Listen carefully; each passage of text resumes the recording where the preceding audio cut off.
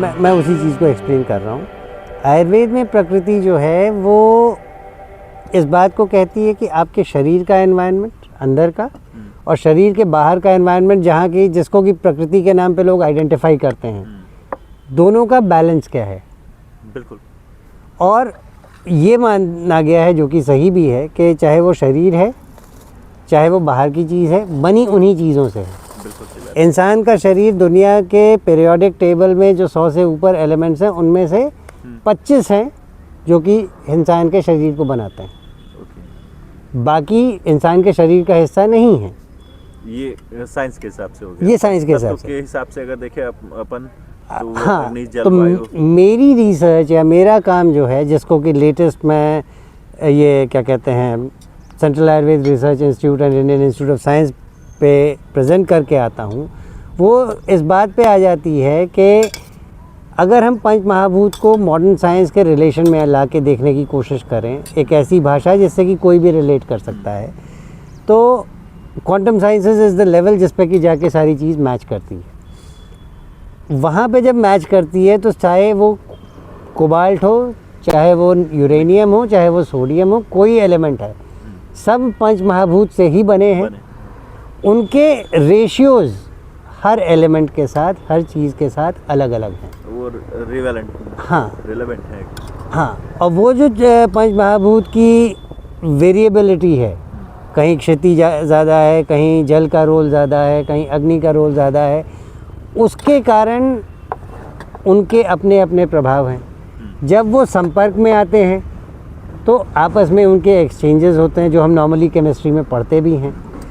उसका जो आउटकम होना है वो फिर शेप लेता है, चाहे वो इंसान के शरीर का हो चाहे कोई और हो, केमिकल इक्वेशन। और वो जब इम्बैलेंस में आते हैं किसी भी रीज़न से, चाहे हमारे अपने व्यवहार से हो, चाहे एटमॉस्फेरिक चेंज के कारण हो, चाहे क्लाइमेटिक चेंज के कारण हो, तो फिर उसका आउटकम कोई डिसऑर्डर होगा या कोई डिजीज़ होगी या कोई और ऐसी चीज़ होगी। आयुर्वेद बेसिकली सिर्फ इतनी सिंपल सी चीज़ कहता है कि प्रकृति जो इंसान की है, एक तो वो स्थिर नहीं है, जो कि कहीं ना कहीं कॉलेज के लेवल पे गलत पढ़ाया गया है। बच्चों को अक्सर ये पता है कि स्थिर है, जो जन्म पे हो गई वही रहेगी, जबकि टेक्स्ट खुद ही कहता है कि देश काल वय इस तरह से करके 10 चीज़ें हैं जिनसे कि इन्फ्लुएंस होती है। तो जिनसे इन्फ्लुएंस होती है यानी कि अगर वो बदल रही हैं, जिसमें वय एज इज़ अ फैक्टर जो कि हमेशा बदल रहा बदलता है, बिल्कुल सही, तो वो उसका एक अपना नॉर्मल ट्रेजेक्ट्री होगी। मैथमेटिकली देखा जाए तो उसकी एक अपनी लाइन होगी, और अलग अलग स्टेजेस पे वो नॉर्मल है। यानी this is a dynamic normalism, a dynamic scale. कभी इसकी स्केलिंग कभी किसी ने की ही नहीं है। अगर इसको हम और आसान भाषा में समझने का प्रयास करें, क्योंकि बहुत सारे लोग हैं हाँ, इतना नहीं समझ पाएंगे। हाँ, और आसान भाषा में अगर मैं उसी पॉइंट को आसान कर रहा था। तो अब मेरे पास सबसे बड़ी चीज़ ज़रूरत है कि मुझे ये पता हो कि ये एक है, इसके इस तरफ या इस तरफ जाऊंगा तभी घटेगा या बढ़ेगा। सबको ये पता है कि वात बढ़ गया, कफ बढ़ गया या घट गया, भाई कैसे बढ़ा, उसका मानक क्या है, वो स्टैंडर्ड क्या है जिस पे मैं कहूँगा कि ये है।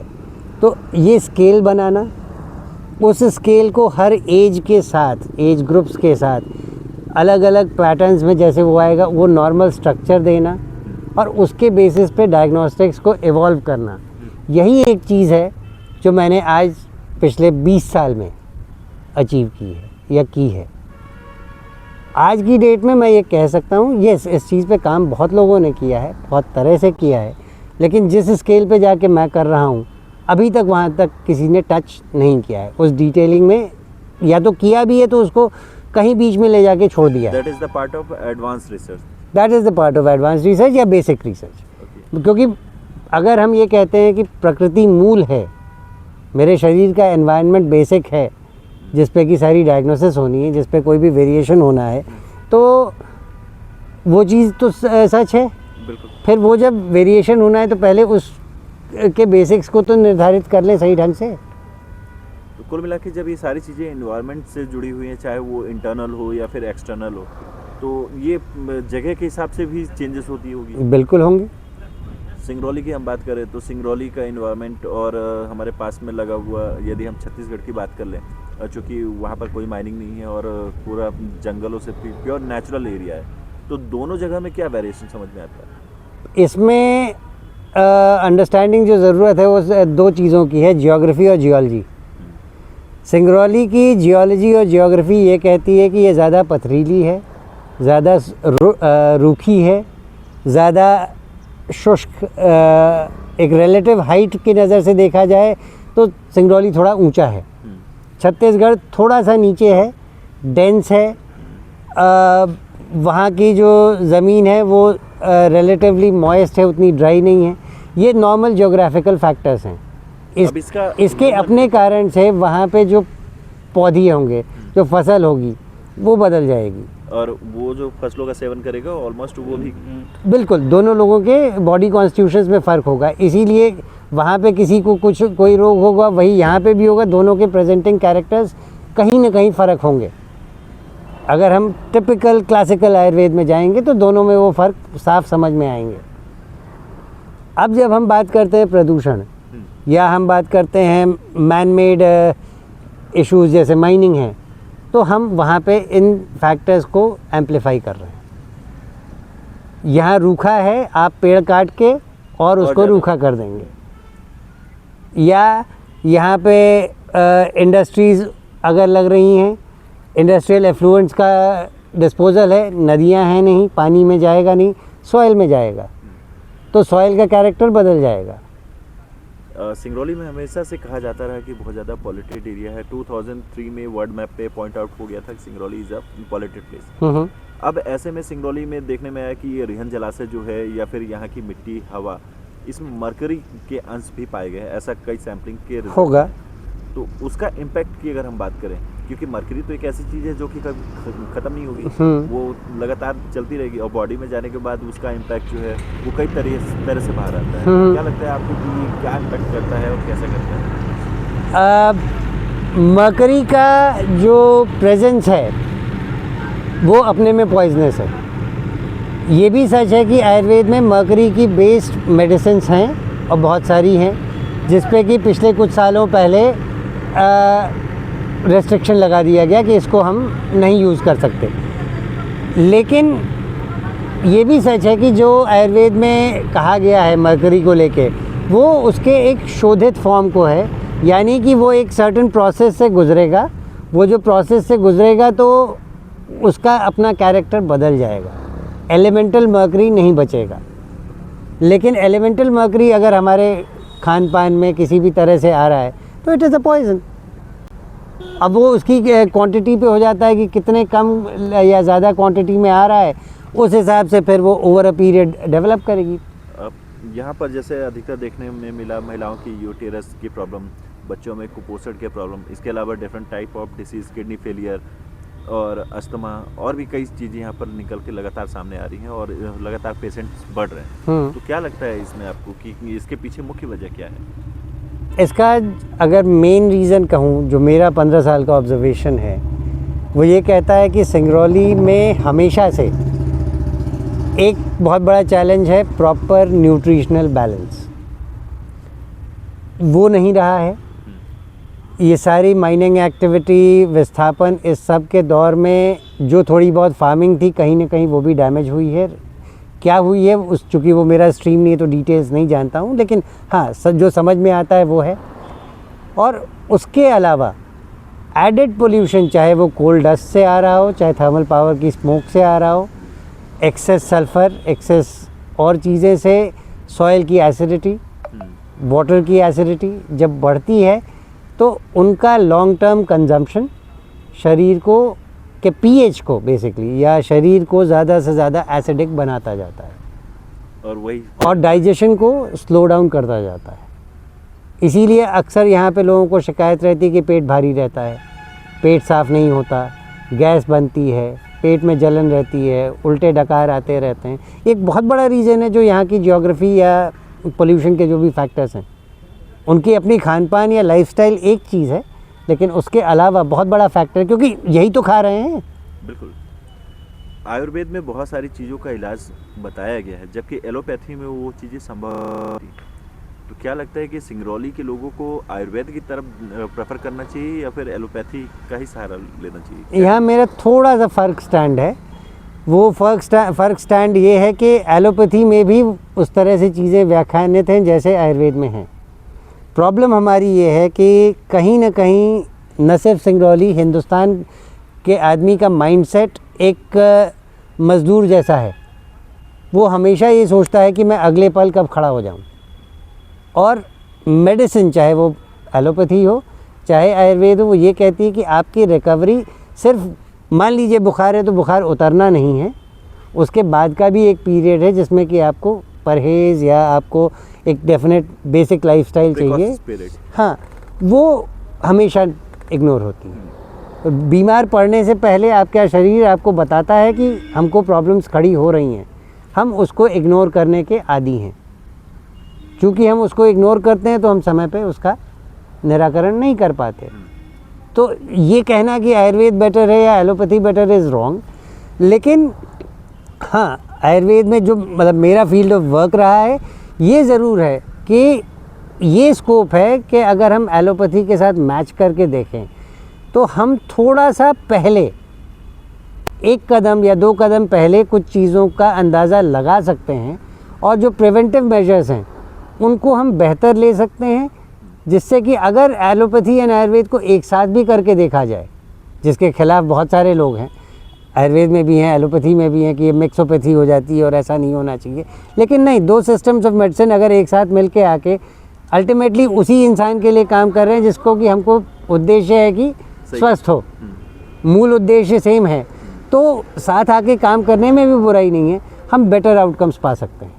अब जैसे हम बात करें सिंगरौली में अधिकतर अब जो पेशेंट आ रहे हैं शुगर पेशेंट, हाँ, तो इसमें जो एलोपैथी में है वो शुगर को कंट्रोल करना है, ना किसी पैंक्रियाज को रीएक्टिवेट करना। ऐसा तो एलोपैथी में देखने को नहीं मिला है। और आयुर्वेद की तरफ अगर जाते हैं तो आयुर्वेदिक मेडिसिन जो हैं वो पैंक्रियाज को एक्टिव करती हैं क्या? कुछ चीज़ों के बारे में ये कहा गया है कि वो पैंक्रियाटिक बीटा सेल्स को करती हैं एक्टिवेट, बट उसका कोई बहुत स्ट्रॉन्ग एविडेंस ऐसा नहीं है, टू बी वेरी ऑनेस्ट।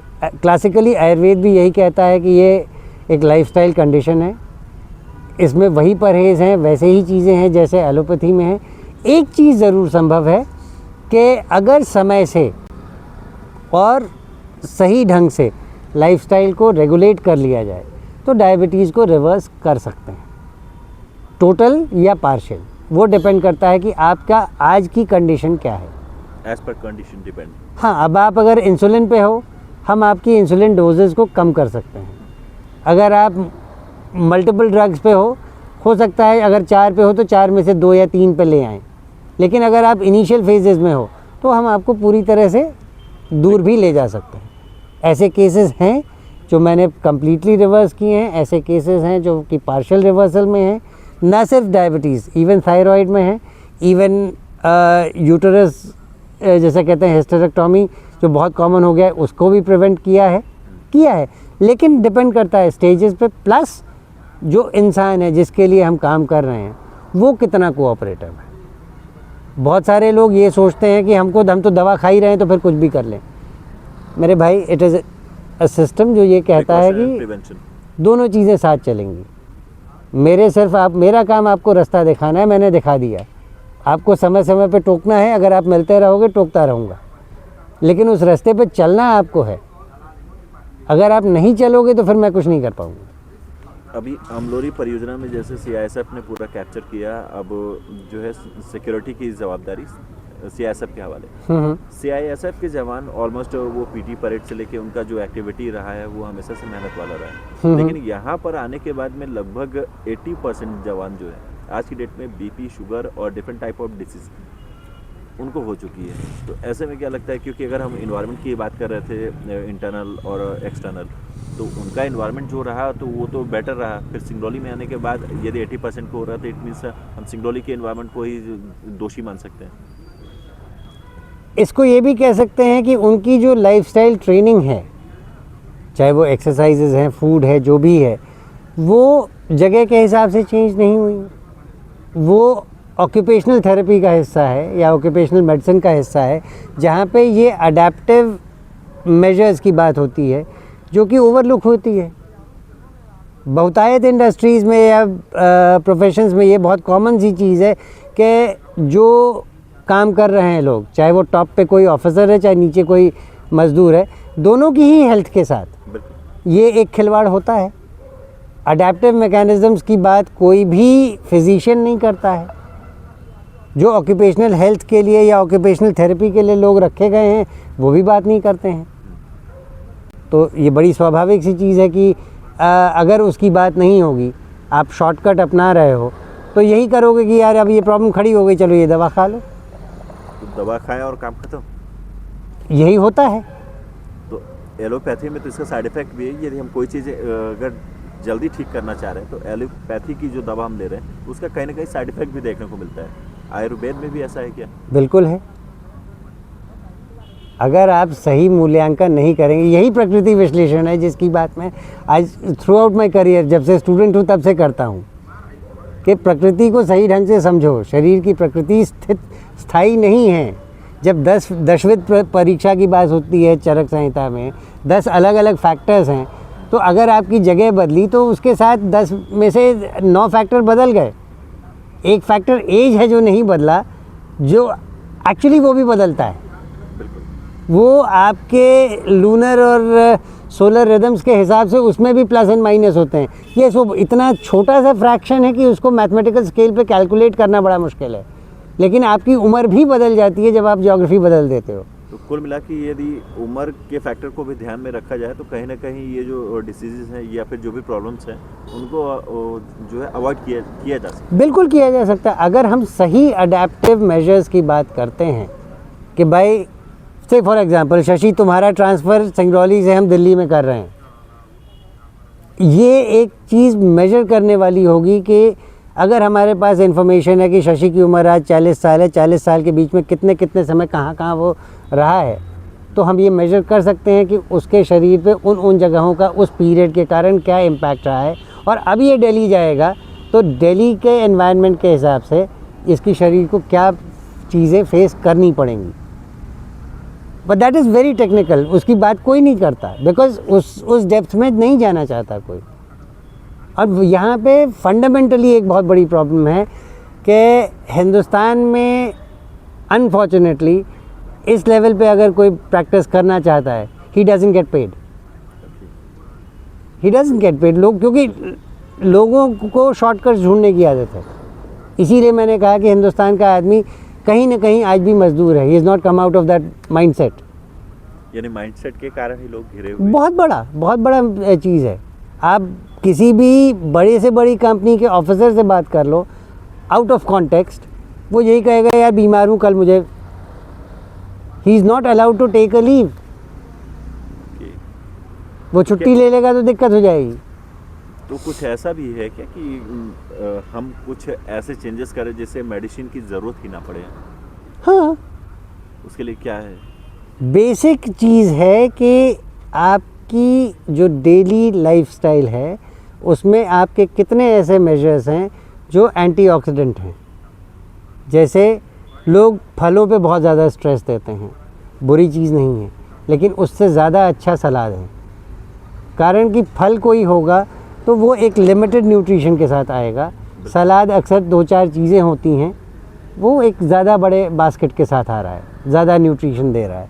आपके खाने का जो प्रपोर्शन है उसमें अनाज थोड़ा सा कम हो, दालें थोड़ा ज़्यादा हों, सब्जियां थोड़ा ज़्यादा हों, नॉन वेजिटेरियन फूड है तो वो थोड़ा ज़्यादा हो, मसाले अप्रोप्रिएट मात्रा में हों। ज़बान के लिए हम ज़्यादा तीखा या ज़्यादा मीठा नहीं खा रहे हैं, ऑटोमेटिकली शरीर उस जोन में रहेगा कि आप को एंटीऑक्सीडेंट मेजर्स मिल रहे हैं। उसके बाद भी जैसे आज की लाइफस्टाइल में हम लोगों को धूप का मौका नहीं मिलता, फॉर्चुनेटली हम लोग आज इस समय बैठे हैं धूप में, तो विटामिन डी जैसी चीज़ें हैं जो कि समय समय पे आदमी लेता रहे। दूसरी एक बहुत बुरी चीज़ लोगों के प्रैक्टिस में आ गई है, अपने मन से लैब टेस्ट कराते रहना। भाई जो चीज़ आप नहीं जानते हो उसको अपने मन से क्यों कराने जाते हो? इसका भी कुछ इम्पैक्ट पड़ता है क्या बॉडी पे? यस, एम्स ने इसको स्टडी किया है। I don't remember the year exactly, लेकिन काफ़ी साल पहले उन्होंने एक चीज़ कहीं कोडिफाई करने की कोशिश की है कि अनावश्यक टेस्ट, पर्टिकुलरली जो ये सो कॉल्ड पैनल्स होते हैं, इनकी कोई ज़रूरत नहीं है। मतलब ये भी कहीं ना कहीं ह्यूमन बॉडी के लिए हार्मफुल है। आप बिना मतलब अगर शरीर को प्रिक कर रहे हैं, आप उसको इंस्टिगेट कर रहे हैं, उसके हीलिंग प्रोसेस को इंस्टिगेट कर रहे हैं, that itself can trigger something. जो चीज़ ज़रूरत नहीं है, एंड अगर ज़रूरत है तो लेट योर फिजिशियन डिसाइड, क्योंकि अगर उस सुई लगने से भी कोई कॉन्सिक्वेंस खड़ा हो रहा है तो उसकी जिम्मेदारी उसकी है। आप अपने मन से कर रहे हैं तो कोई जिम्मेदार नहीं है, नॉट इवन इंश्योरेंस। तो ऑलमोस्ट काफ़ी चीज़ें डिस्कशन हुई अपने, और सिंगरौली के लोग खासकर अगर देखा जाए तो आज भले खाना ना खाएं, अनाज ना खाएं, लेकिन दवाइयाँ ज़रूर खाते हैं। बिल्कुल, उनके लिए क्या कहेंगे आप? बहुत सिंपल सी चीज़ है कि तुम्हारा शरीर कह क्या रहा है, इसको सुनने की आदत डाल दो। और ज़रूरी नहीं है कि तुम्हारे पास पैसा नहीं है तो भी प्राइवेट डॉक्टर के ही पास जाओ। सरकार बहुत कुछ मुहैया करा रही है, उसके पास जाओ। वो जिम्मेदारी ले रही है कि हम तुम्हारा इलाज करेंगे, लेकिन उसको उस तरह से फिर उन सर्विसेज का इस्तेमाल करो। बहुतायत में देखा ये है कि जो अफोर्ड कर सकता है प्राइवेट प्रैक्टिस, वो कभी नहीं जाता, वो सरकारी इंस्टीट्यूशन के पास जा रहा है। और जो बेचारा अफोर्ड करने लायक नहीं है, जो शायद घर बार बेच के, खेत बेच के एक बार पहुंचता है अस्पताल इलाज कराने, भर्ती कराने, वो वहाँ खड़ा है कि मेरा मरीज़ ठीक हो जाए, जबकि इसका ठीक उल्टा होना चाहिए। तो एक तो लोग आदत डालने की हमको ये प्रॉब्लम है। दूसरा, डॉक्टर्स के साथ एक्सपेरिमेंट करना बंद कर दें। अगर आप एक डॉक्टर से मिले हो, उसने आपको 10 दिन बाद बुलाया है, तो मेक इट श्योर कि आप 10 दिन बाद जाओ। कोई भी डॉक्टर मशीन नहीं है, उसको वो टाइम 5 दिन, 10 दिन, 15 दिन का चाहिए। जब आप कॉम्प्लेक्स कंडीशंस लेके जाते हो, वो आपको रिपीट बुलाता है, न सिर्फ आपका भला हुआ देखने के लिए, इसलिए भी बुलाता है कि भाई फ़र्क नहीं पड़ा क्या? नहीं पड़ा तो फिर कुछ और करेगा वो। बिल्कुल। यहाँ लोग पहली फुर्सत में, अगर डॉक्टर 20 दिन के लिए कह रहा है तो उसका मतलब है कि वो 20 दिन में ही एक्सपेक्ट कर रहा है कि कोई इम्पैक्ट आएगा। लोग 5 दिन की दवा लेंगे, ट्रायल करेंगे, डॉक्टर बदलेंगे। कोई भी इसमें कोई डॉक्टर अच्छा बुरा नहीं होता, और सब वही घूम फिर के काम कर रहे होते हैं। अल्टीमेटली आप वही एडेड टाइम में 5 दिन करके 4 डॉक्टर्स करके दवाएं खाते हुए 5वें के पास जाके आपको आराम मिल रहा है, पीछे के 4 ने जो किया आप भूल जाते हो। यदि हम प्रोफेशनल को थोड़ा सा अभी साइड रखें, हाँ, और जो प्रैक्टिस कर रहे हैं झोला छाप डॉक्टर, लोग उनके पास में अधिक है। खासकर सिंगरौली एरिया में आप किसी भी जगह निकल जाए, जिला मुख्यालय सहित दूर गांव में, तो वहाँ भी लोग आज डिपेंडेंट हैं तो सिर्फ और सिर्फ ये झोला छाप डॉक्टर। तो ऐसे लोगों के लिए या फिर अवेयरनेस के लिए क्या कुछ कहेंगे आप? झोला छाप एक्चुअली हिंदुस्तान के सेटअप में एक मजबूरी है। ना हो तो बहुत से लोग मर जाएंगे। Yes, ethically speaking, legally speaking, they are not right, even I don't support them. लेकिन सिस्टमिक वीकनेस इतनी है, फिजिशियंस या तो नहीं है, या फिजिशियंस हैं तो उनके बीच में सिस्टम्स को लेके इतनी लड़ाई है कि ये होम्योपैथ हैं, ये आयुर्वेद हैं, ये फलाने हैं, या जितने भी हैं कोई भी रूरल एंड पे काम नहीं करना चाहता है वो चीज़। एंड उसके लिए it is a systemic issue, तो somewhere the system has to come forward to ensure. एक दफ़ा हमारी बात हुई थी, maybe during Covid, I guess 5-7 साल पहले, मैंने एक बात तब भी कही थी कि डॉक्टर्स को जॉब देना सबसे ख़राब काम है।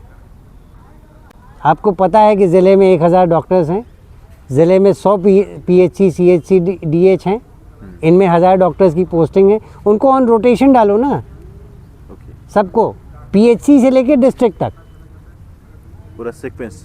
हाँ, उनको हर जगह काम करने को कहो, काम करने का मौका दो, बहुत सारी चीज़ें बदल जाएंगी। और ऑलमोस्ट इसी से बदलाव भी दिख रहा है। बहुत बड़ा चेंज होगा। और इसका बेनिफिट आम जनता को मिले। बेनिफिट हमेशा पब्लिक, क्योंकि आज की डेट में बिकॉज कोई डॉक्टर एक जगह बैठा हुआ है फॉर वॉट एवर रीजन्स, वो वहीं पे पड़ा हुआ है, I not go into much things, लेकिन लोग भी उसको वहीं ढूंढने के आदी हो जाते हैं और वो उस डॉक्टर का भी कंफर्ट जोन बन जाता है, जबकि profession is not comfort, this profession is not at all about comfort तो है ही नहीं इसमें। अब चिकित्सकीय प्रोफेशन जो है वो सेवा भाव कहा जाता है। हाँ। लेकिन सिंगरौली में जिस हिसाब से प्राइवेट गवर्नमेंट डॉक्टर हों, उनके क्लिनिक्स यहाँ पर प्राइवेट चल रहे हों, तो यहाँ पर जो चीज़ देखने में आई है वो सिर्फ और सिर्फ सेवा भाव नहीं दिखती। कई मायने में ऐसे भी रिजल्ट सामने आए हैं जहाँ पर इलाज के अभाव में मौत हुई है या फिर पैसे के कारण जो है मना कर दिया गया हो। तो ये ऐसे कई उदाहरण हैं। तो इस चीज़ को आप कैसे देखते हैं? ये पर्सनल एथिकल इश्यूज़ है एंड इस पे कमेंट्री करना बड़ा मुश्किल है, बट मेरे अपने जो हैं कई इंसिडेंसेस हैं जो मैं जानता हूँ, मैंने लोगों को साफ मना कर दिया है जस्ट बिकॉज कि भाई मैं प्राइवेट प्रैक्टिस में हूँ, मेरा काम फ्री में काम करके नहीं चलने वाला है। लेकिन मैंने लोगों को साफ कहा है कि भाई मेरे पास इसका या मेरे पास उस तरह का सेटअप नहीं है, आप यहाँ नहीं हो, बेटर है आप नहीं, I am just talking about, लेकिन हाँ गवर्नमेंट प्रैक्टिशनर है, गवर्नमेंट डॉक्टर्स हैं, मैं उनके बारे में कह रहा हूँ। वो उनके अपने पर्सनल एथिक्स का सवाल है। तो वहाँ पर फिर वो सेवा भावना और बाकी चीज़ें जो है दरकिनार की जाती हैं, तो इसको आप पर्सनल एथिक्स का सवाल है इसमें। मतलब मैं कुछ भी कहता हूँ, इट इज़ काइंड ऑफ जैसे कहते हैं किसी को इंटिमिडेट करना है, तो ये अपनी एथिक्स पे डिपेंड करता है कि आपकी प्रायोरिटीज़ में क्या है। बहुतायत में सिंस एक मज़दूरों का देश है ये, तो सबकी प्रायोरिटी में पैसा है, एथिक्स तो है ही नहीं। मज़दूर का क्या एथिक है बेचारे का, उसकी तो दाल रोटी इज़ दी एथिक। भारत जो है कृषि प्रधान देश ही कहा गया है। हाँ। और लगभग 75% और हिंदुस्तान के किसान को ही वही मुहैया नहीं है। वो भी एक बेचारा है जो कि दाल रोटी के बारे में नहीं सोच पाता, बाकी सब दाल रोटी के ही बारे में सोच रहे हैं और पैसे के बारे में सोच रहे हैं। बिल्कुल। तो कुल मिला के हमारा अन्नदाता ही आज की डेट में परेशान, ये बहुत बड़ा सच है, इसमें कोई डाउट नहीं है। और वही किसान जो है इलाज के अभाव में मर जाता है, कर्ज के अभाव में डूब के मरता है। यस। तो सारी प्रॉब्लम्स जो है वो हमारे अन्नदाता के साथ में है। क्या उसके लिए मेडिसिन अगर हम बात करें तो ये नॉर्मल चीज़ें जो चल रही हैं, तो सरकार को किस तरफ ध्यान देना चाहिए कि हमारा जो मेन है, जो जिससे हमारा पेट चल रहा है, यदि वही सुखी नहीं तो फिर हम कैसे सुखी रहेंगे? बीपीएल जैसे कैटेगराइजेशन को ख़त्म करना चाहिए, पहली चीज़। Simple thing, make an income tax return compulsory for everybody above the age of 18, चाहे वो स्टूडेंट है, चाहे वो किसान है, चाहे कोई भी है, XYZ। और उसमें एक ब्रैकेट होना चाहिए कि इतने तक के इनकम टैक्स रिटर्न में, भाई चाहे वो नॉन टैक्सेबल है, बट इनकम टैक्स रिटर्न के समय ये तो शो करेगा ना कि उसकी एनुअल इनकम क्या है। इतने तक हम कोई 100% बेनिफिट देंगे, इस स्लैब में हम इतना पैसा लेंगे, इस स्लैब में हम इतना पैसा लेंगे। सरकार को अगर एक सब्सिडाइज रेट पे पैसे लेती है लोगों से तो कोई बुराई नहीं है। हर चीज़ फ्री करके भी सरकार ने अपनी कीमत को गिरा दिया है।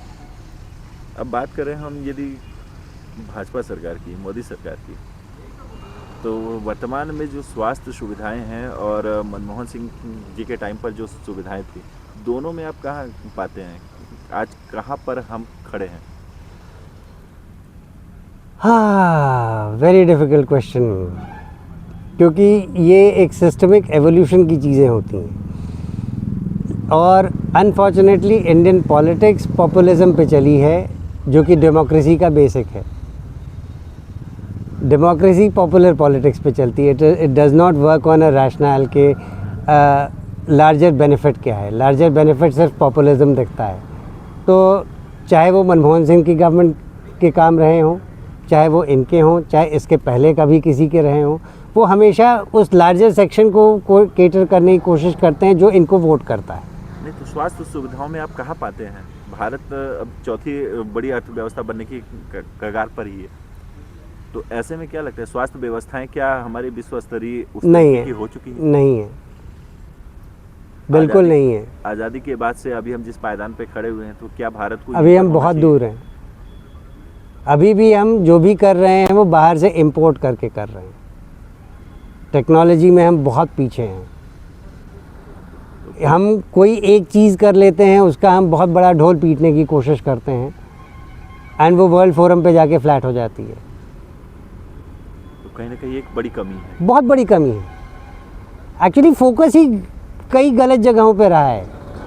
नौकरी has been a very wrong focus. तो स्वास्थ्य व्यवस्थाओं पे सरकार खरी उतरी है या फिर फेल हुई है? डेवलपमेंटल है तो फेलियर नहीं कहूँगा। फेलियर मैं किसी गवर्नमेंट को नहीं कहूँगा because things have improved over the years, but gap बहुत बड़ा है। और इसको फुलफिल होने में लगभग कितना समय जो है भारतीयों को लगेगा, क्या लगता है? ये गैप कभी नहीं फिल होगा, ये वेरिएशन हमेशा बना हमेशा रहेगा। कम होगा लेकिन ये वेरिएशन, ये फ्रिक्शन बना रहेगा, क्योंकि ये फ्रिक्शन नहीं होगा तो सिस्टम भी नहीं चलेगा। किसी भी सिस्टम के चलने के लिए ज़रूरी है कि वो फ्रिक्शन रहे, वरना वो डीरेल हो जाएगा, फिसल जाएगा।